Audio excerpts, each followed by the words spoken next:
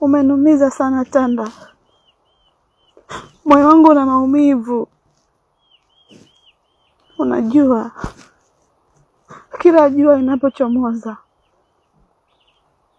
najikuta hakuna siku mai kuupa furaha moyo wangu.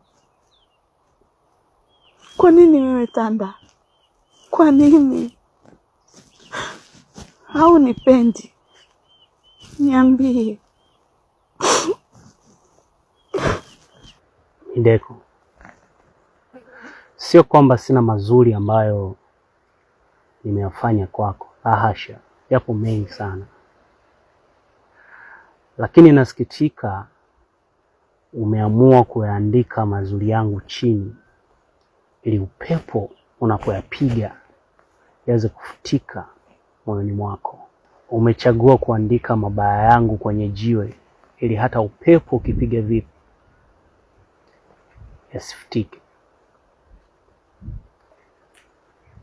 Ngoja nikushauri kitu. Unapokuwa ukiandika mabaya yangu kwenye jiwe, tafadhali andika na mazuri yangu machache tu, ili unapokuwa ukiangalia mabaya yangu uyaone na mazuri yangu pia. Hakuna binadamu mkamilifu.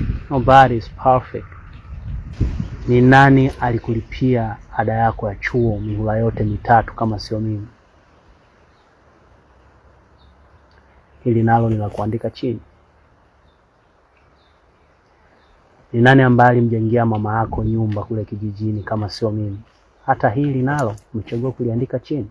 Mnyonge mnyongeni, lakini haki yake mpeni.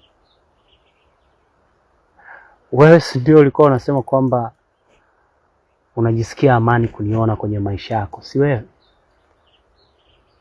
Hata hili nalo umechagua kuliweka chini kabisa liweze kupigwa na upepo, sio? Naomba unisikilize kwa makini. Mambo yote ambayo nilikufanyia, naomba nikwambie, sijawahi kumfanyia hata mama yangu mzazi. Unajua ni kwa nini? Ni kwa sababu ya upendo. Ni kwa sababu ya mapenzi.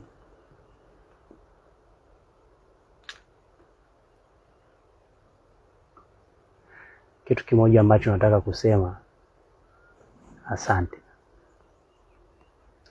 Nashukuru. Kwaheri.